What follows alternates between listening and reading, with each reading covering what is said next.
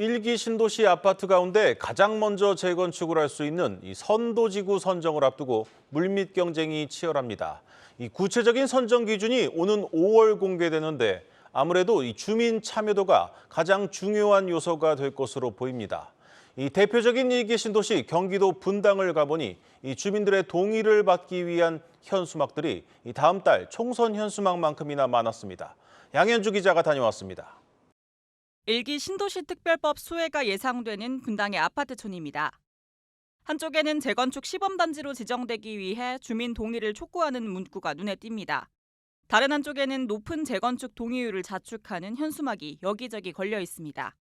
두 곳 이상 선도지구 지정이 유력한 분당에서는 재건축 주민 동의율이 80%를 넘는 아파트가 3곳이나 될 정도입니다. 신도시 재건축 사업의 밑그림이 공개되기도 전에 지역 주민들의 치열한 경쟁이 시작된 겁니다. 가장 큰 이유는 정부가 주민 동의율을 선도지구 지정의 중요 요건으로 삼겠다고 밝혔기 때문입니다. 선도지구에는 각종 인센티브가 부여되는 만큼 탈락할 경우 또다시 10년을 기다려야 한다는 말이 나올 정도입니다. 하지만 일각에선 성급한 선도지구 지정에 따른 부작용을 우려하는 목소리도 나옵니다.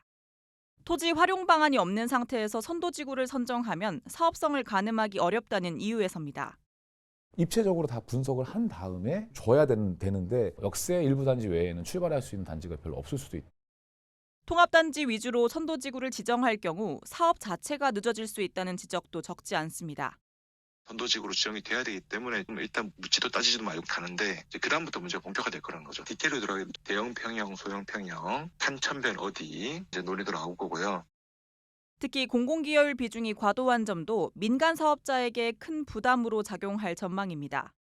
신도시 특별법을 적용받은 단지가 용적률을 최대 750%까지 높이면 추가 공공기여분 비중이 40%에 달하게 됩니다.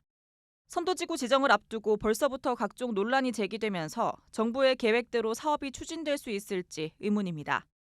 한국경제TV 양현주입니다.